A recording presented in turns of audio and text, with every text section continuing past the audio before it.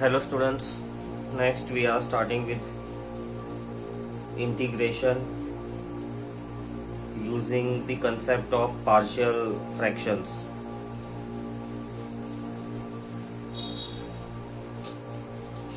This is the method which we use in case the integration required is of the form f of x upon g of x dx. F of x and g of x, they both are polynomials of the format ax square plus bx plus c, or maybe ax plus b, maybe cx dx square, of this form, simple such polynomials. How to resolve them so as to get the integration? So there are some steps that you should undergo in order to check which formula will exactly fit into its integration. So what are those steps? Let us see.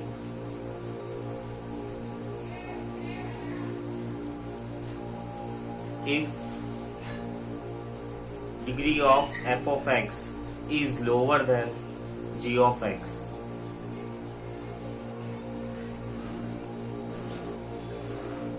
if, then skip the step number 2. In case if this does not satisfy, if this is done, then okay, you have a next step 3 to be done. But if this does not satisfy, then you have to divide them till degree of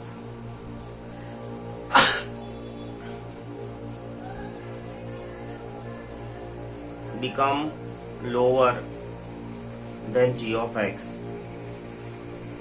Till this condition is gone, you have to keep on dividing them. If this condition is satisfied, then you have to come to the step 3 directly. You don't have to do this step. Now we check the rule. Which rule will be applied to the denominator?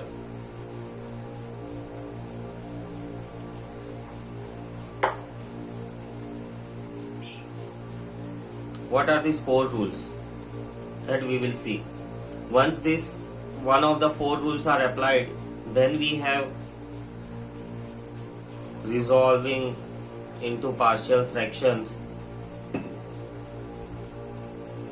and then solve with common integration formula which you have used. Let us see this, how does it works, what are these 4 rules. In rule number 1, we have g of x can be resolved into linear non-repeated factors. Means this words means that g of x is of the format this. Next, we have to follow the steps.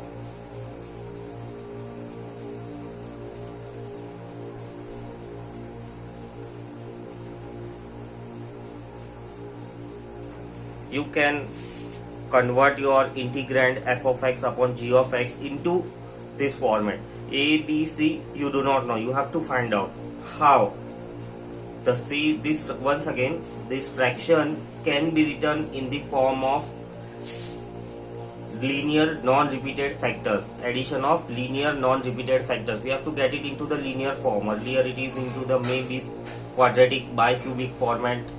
So to convert that quadratic or bicubic format of g of x into a linear format, we write into this format and then we evaluate the value of a, b, c. Let's see how.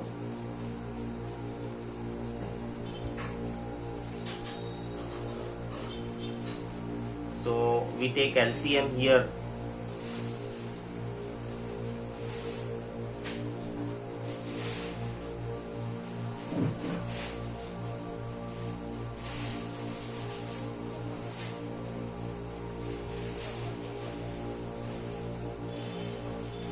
LCM is taken here. Then next, step 3. Obviously now this denominator is converted this form, so can be cancelled from both the sides. And next it will be A plus that same about term. Now using this equation we have to find out the values of A, B and C. How? You can start assuming that, let's say, if you put that x equal to A, if you put x equal to A, then A minus A becomes 0. This part gets eliminated, this part also gets eliminated. So B and C are gone, the value of A can be found out. Right, this is also a function of x, so this value will satisfy, and ultimately you will be left with some real number of which is A, whose value is A. So you can put x equal to A, then in the next step you can put x equal to B, then in the next step you can use x equal to C. This way you will get multiple equations which will help you to find out the values of A, B and C. Put x equal to A, B and C as required with whatever adjustment to obtain value of A, B and C. Step 5. So now we have our integration, which was f of x upon g of x,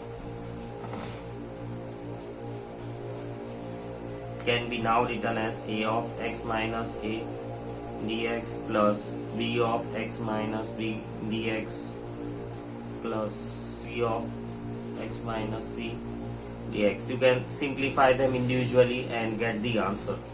Let's see the formula that we had seen, the concept of partial fractions, and this rule number 1, how exactly does it work. Let's see that. Let us say we are asked to do the integration of 2x minus 3 upon x square plus 3x minus 18. Now if you do this sum as per the rules steps we had written, it will be very simple. It comes this integration by partial fractions. I'll explain you how this works once again. This is of the form f of x dx g of x. F of x is a linear polynomial. This is quadratic polynomial. G of x is quadratic. G of x, it has a degree 2. F of x has degree 1. So that is a first observation you must take. Degree of f of x is 1 and degree of g of x is 2. Now going to the step 1, if degree is lesser than g of x, yes it is, f of x is lesser than g of x, degrees has to be compared. We don't have to see the step 2. Let's move on to the step 3. Rule 1, 2 or 3, 4, whichever is applicable, we have to apply to the denominator, whichever rule is applicable. Then resolve into partial fractions and solve with common integration formula. These are the general steps. Now in these general steps, depending upon the nature of f of x and g of x, whatever the degrees are, there are rule 1, maybe another rule if the degree of f of x is more than g of x. If it is cubic, again the rule number 3. So such way, this way we have 4 different type of the sums or formulas in the partial fractions. This is a general workout. So from this general workout, let's now move on to the rule 1. This question is of the type rule 1. So g of x can be resolved into non-repeated factors. Let us try to factorize the g of x. Yes, it can be resolved. 6 3s are 18. So x square plus 6x minus 3x minus 18. If we resolve further, it will be x plus 6 minus 10 to x plus 6.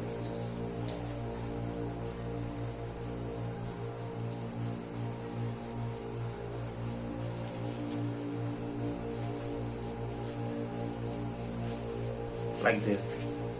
Yes, it is, they can be converted into this. So now this has to be written in this format. So let's write. This is, we are applying step 1 of rule 1. You can note down for your own understanding, and in the later part, as you have a good practice, avoid to write this. But here, as a checkpoint so that your sum gets correct, it's a very long sum, so you can't afford it to get it wrong. It's a checkpoint. So this can be written as a upon x plus 6 plus b upon x minus 3. Now we have to take LCM and try to solve. So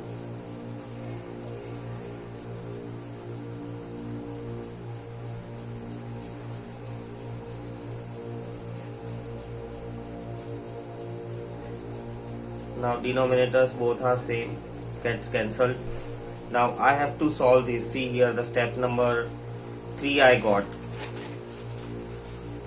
here step number 3, that f of x, that is numerator, is equals to a into some polynomial plus b into some polynomial. Here we have only 2 variables. Sometimes there may be 3.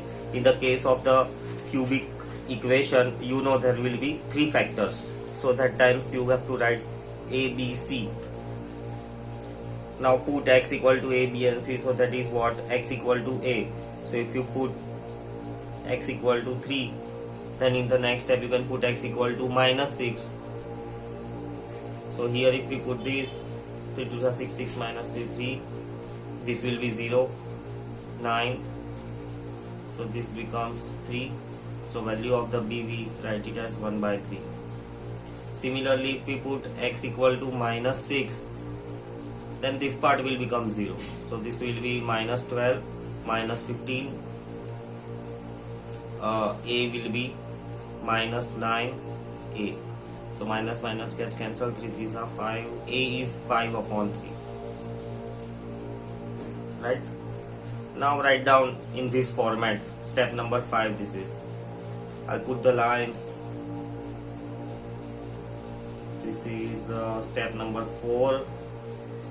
Step 4 here. X minus 3.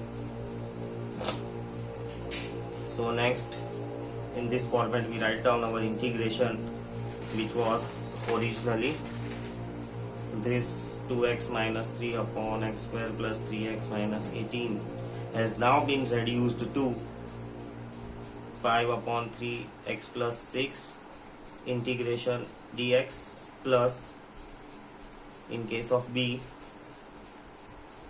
value of b is 1 by 3 x minus 3 dx. This now you can solve with simple integration methods.